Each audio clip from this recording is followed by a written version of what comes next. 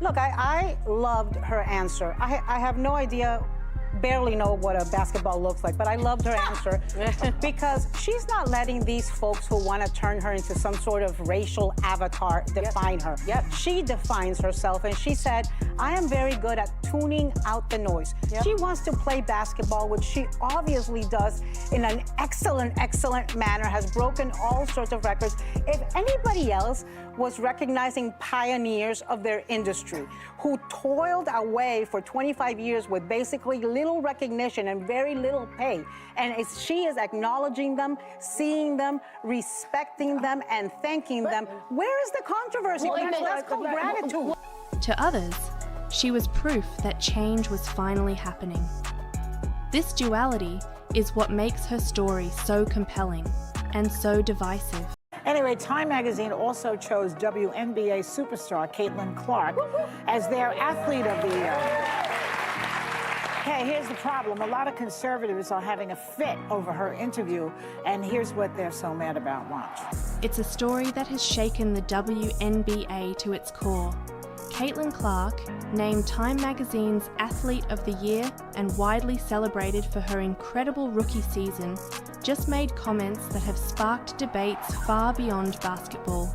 Her acknowledgement of race and privilege within the league has left fans divided, players reflecting, and commentators like Stephen A. Smith passionately defending her stance. The Indiana Fever star was named Time magazine's Athlete of the Year earlier this week, and she took time to acknowledge that race played a role in her success this year. Here's a passage from the article in Times magazine, quote, I want to say I've earned every single thing, but as a white person, there is privilege. But here's the twist. Those comments didn't just draw applause. They reignited simmering tensions about race, recognition, and opportunity within the league. Now, some conservatives are accusing her of, quote, bowing to the woke mob, unquote, for acknowledging her privilege. Some players praised her honesty, while others, including outspoken critics, felt it was a reminder of how much work still needs to be done. I'm struggling. There's nothing to be triggered, and this is not the first time that she has acknowledged the people whose shoulders she has stood upon. I mean, the WNBA is a very young league. It's only 25 years old, and I'm on the board of the WNBA Board of Advocates. It's over 80% black, because white viewers have grown 156% year over year and 301% on ESPN networks. But here's the kicker. Those comments might redefine how the league sees itself and its future. Stay with us, because by the end of this video, we'll reveal the shocking truth about what's happening behind the scenes and how Caitlin Clark's actions are forcing everyone to reevaluate their perspectives.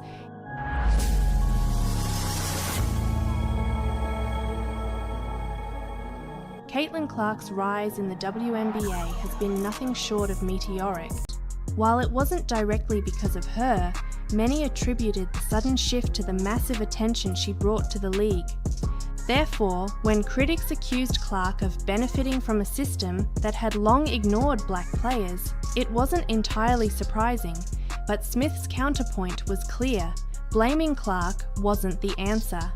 He drew parallels to the civil rights movement, saying, When black folks was marching during the civil rights era, and fighting every battle they possibly could, they weren't dismissive, nor did they insist in denigrating the white people who marched with them. On his podcast, he passionately defended Clark, arguing that the backlash she received wasn't just misplaced, but downright unfair. He said, It was sisters resentful of her. Be resentful of the system. Be resentful of the folks, primarily the white folks, who basically disenfranchised y'all all of these years before she came along, who denied you the acclaim and the allure and the profits you richly deserved. But you don't take that out on Caitlin Clark, not her. Smith's argument boiled down to this: Clark wasn't the problem. Here's a passage from the article in Times magazine, quote, I want to say I've earned every single thing, but as a white person, there is privilege. A lot of those players in the league that have been really good have been black players. This league has been built on them. The more we can appreciate that, highlight that, talk about that, I think it's very important. I have to continue to try to change that. The more we can elevate black women, that's going to be a beautiful thing, end quote. Into the WNBA, like I've said, I feel like I've earned every single thing that's happened to me over the course of my career. But also, I grew up a fan of this league from a very young age. Like, my favorite player was Maya Moore. Like, I know what this league was about.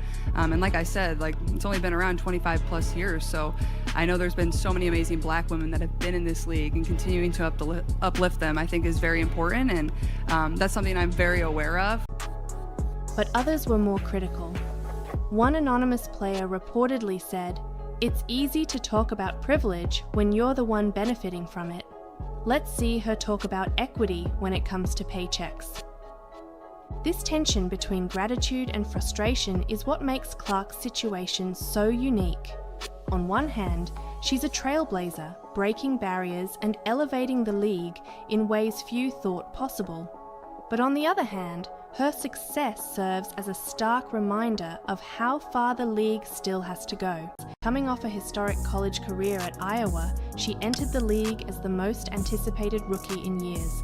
But the buzz around Clark wasn't just about her stats, it was about what she represented. For decades, the WNBA has been a league largely driven by black women. Legends like Lisa Leslie, Cheryl Swoops, and Tamika Catchings built its foundation. However, Clark's arrival brought an entirely new level of attention, fanfare, and most importantly, financial investment. To others, she was proof that change was finally happening. This duality is what makes her story so compelling and so divisive. As the conversation around Clark's comments grew, other players began to weigh in. Some, like Nafisa Collier, spoke out in support of Clark, praising her for using her platform to bring attention to important issues. Collier said, "We need more people like Caitlin who are willing to have uncomfortable conversations. That's how progress happens." To understand why Clark's comments carried so much weight, you need to look at the history of the WNBA. For years, players have fought for better pay, more media coverage, and improved working conditions. They've marched, protested, and spoken out, often with little to show for it. However, Clark's arrival coincided with one of the most significant changes in the league's history, the introduction of charter flights. For over 2 decades, WNBA teams flew commercial, a reality that players like Sue Bird and Diana Taurasi had called out for years. But within weeks of Clark's rookie season, charter flights became a reality. Whether you agree with her or not, there's no denying that Clark has forced the WNBA to confront some uncomfortable truths about race, privilege, and progress. But here's the cliffhanger. Will Clark's efforts lead to lasting change, or will the league continue to grapple with the same issues it has faced for decades? Only time will tell. What we do know is this: the conversation has started, and it's not going away anytime soon.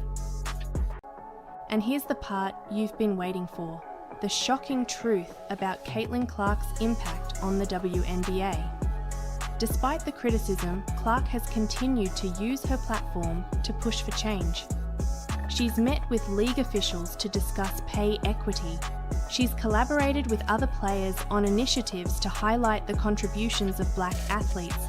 And most importantly, she's refused to back down.